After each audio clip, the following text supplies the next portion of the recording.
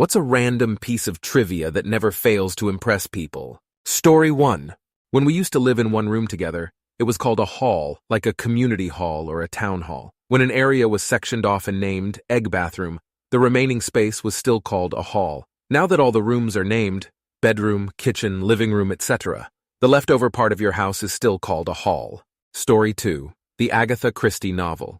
The Pale Horse has frequently saved the lives of real people due to the in-novel murder method being a particularly strange and not so well-known poison called thallium, with the only real symptom being sudden and extreme hair loss.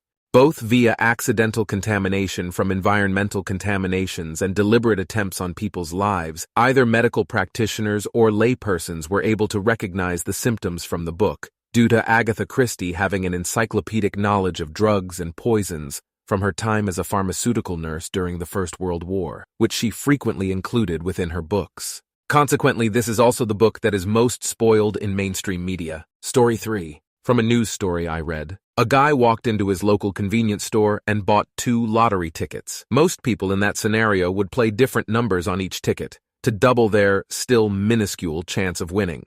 Not this guy. He played the same numbers on both tickets. But it turned out he had the winning numbers, and he owned 2 of the 3 winning tickets for that drawing. That entitled him to take home 2/3 of the jackpot, instead of just half. Story 4. Only person to win 2 Nobel Prizes in 2 different fields of science is Marie Curie. First person to win 2 Nobel Prizes is Marie Curie. First woman to win a Nobel Prize is Marie Curie. First woman professor at Univ of Paris. Also a Curie, CI, as a unit used to be the radioactivity of 1 gram of radium. 3. 66 x 1010 disintegrations per second, DPS or BQ per gram of radium, but now is 3. 7 x 1010 DPs or BQ. There's also an element named after her called curium. Story 5. Ornamental hermits. In 18th century England, the rich would hire actual people to dress like druids and live in their gardens, for decorative purposes. They would build a hermitage or shack, and then pay someone to dress up like a mystical forest mage and live in it. Garden hermits were given strict rules like no bathing, cutting their toenails, or talking to other people. They lived in filth and isolation for years at a time. A garden hermit was just supposed to roam your garden, looking aesthetically homeless and magical. Having your hermit sighted during a garden party was sure way to impress your friends. Story 6. The English and French languages are intrinsically connected. For example, during the Middle Ages, most English nobility was speaking French, so the words we still have today are tied to that power dynamic. The words for the animals themselves are truly English, cow, pig, etc., because the people raising those animals, the peasants, spoke early forms of English. The words for the meat being produced for the nobility to eat were French, bœuf, beef, pork, etc. Languages are so cool. Story 7. And pronounced and used to be the 27th letter of the English alphabet. In the early 19th century, and was considered to be the 27th letter of the alphabet, derived from the Latin et, as in etc. In these days, when reciting the alphabet, it was customary to say per se before any letter that could also on its own be used as a word in order to specify that you are referring to the letter and not the word. So one would recite the alphabet, per se A, B, C, D, E, F, G, H, per se I, J, and so on until they reach the end. X, Y, Z, and per se, and per se, and per se. Over time, as the alphabet became more standardized, and as a letter fell out of favor, and per se and was corrupted into what we now refer to as ampersand. Story 8. Explaining 52 factorial to anyone is always fun. Short, mildly interesting trivia version. The number of possible permutations of a deck of 52 playing cards is 52 factorial. This is a huge number, so big that if you shuffle a deck of cards, you're probably the first person in the whole of existence to shuffle them in that way. The more detailed, mind-boggling version. To wrap your head around it, consider this. Imagine there's a timer that can count down from 52 factorial seconds, 8:065E67, to 0. Start by picking a spot on the equator. You're going to walk around the world along the equator, but take a very leisurely pace of 1 step every billion years. The equatorial circumference of the Earth is 40,075,017 meters. Press the timer and then go. After you complete your round-the-world trip, remove 1 drop of water from the Pacific Ocean. Now do the same thing again. Walk around the world at 1 billion years per step, removing 1 drop of water from the Pacific Ocean each time you circle the globe. The Pacific Ocean contains 707.6 million cubic km of water. Continue until the ocean is empty. When it is, take 1 sheet of paper and place it flat on the ground. Now, fill the ocean back up and start the entire process all over again, adding a sheet of paper to the stack each time you've emptied the ocean. Do this until the stack of paper reaches from the Earth to the Sun. The distance from the Earth to the Sun is 149,597,870.691 kilometers.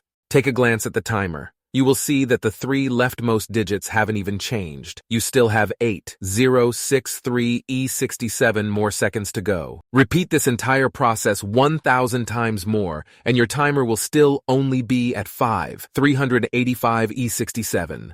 Story 9. All coal on Earth was basically created at the same time, over a time period of about 60 million years, 300 million s ago. That's how long it took for decomposers to figure out to break down the then newly evolved lignin that trees and other plants are made of. After the decomposers figured it out, no more wood was petrified, no more coal. Story 10. If you wanted to write a Googleplex, 10 circumflex 100, in standard notation, it would take more matter than exists in the known universe as paper and ink if you wrote it at the smallest size the human eye could recognize, and take longer than the universe has existed if you wrote at a reasonably fast but plausible rate. Story 11. Which is the oldest company, Sony, Microsoft, or Nintendo?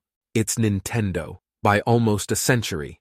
Nintendo was created in 1889 and made playing cards, then a bunch of child toys, before jumping into this interactive TV entertainment thing in the late 1980s, and it became so big that it became the major part of their business. They still do playing cards, but mostly now it's promotional things for their video games. Story 12. If you tie a rope around any sphere so the rope touches all the way around, but then want the rope to be 1 foot of the surface of the sphere all the way around, the rope length only has to be increased by 6.28 feet. This is exactly the same whether the sphere is a basketball or the size of the Earth. Story 13. Ever notice how your tongue never rests comfortably in your mouth? Bet you didn't know why until now. It's because it's the only muscle in your body that's connected at only one end. Yeah, wrap your head around that. It's one of those mind-blowing trivia nuggets that always gets a reaction. Story 14. The Civilization Age covers only the last 3 to 5% of the history of biologically modern humans, first small cities around 12,000 years ago, while Homo sapiens has been around for 200,000 plus years. So 95% of our history was before civilization. And that's with a generous definition of civilization. Most of these 12,000 years were before the Bronze Age, so things we consider very ancient history, such as ancient Rome and Greece, or Han Dynasty in China around the same time, which are around 2,000 years ago, are towards the end of this civilization time span. Story 15. Rats are virtually immune to radiation. The standard measurement of absorbed radiation is the gray, abbreviated GY. 4 GY, or about 400 Roentgens, is a fatal dose of radiation for a human. Rats can tolerate at least 10 GY, about 1,100 Roentgens, with no ill effects and no alteration to their DNA. This caused early radiation researchers to severely underestimate the dangers of radiation to living creatures. Hey, this radiation stuff isn't so bad. Then they tried it on monkeys and got very different results. Story 16. That scene in movies where a car crashes into a fire hydrant and the water comes rushing out like a geyser doesn't normally happen. Hydrants are designed to break off clean around the ground line, where the standpipe meets the nozzle section is generally the break point, and remain shut unless they're a wet barrel hydrant.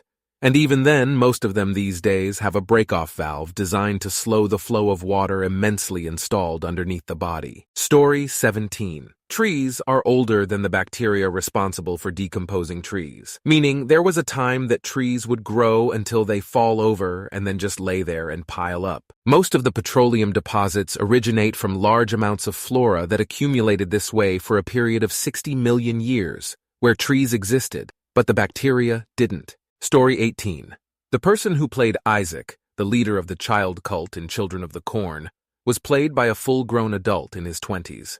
Actor John Franklin had a growth hormone deficiency as a child, which stunted his height at 5', and also gave him a slightly smaller, more youthful bone structure in his face. As a result, he was able to convincingly play child roles, and also help filmmakers avoid issues with child labor laws.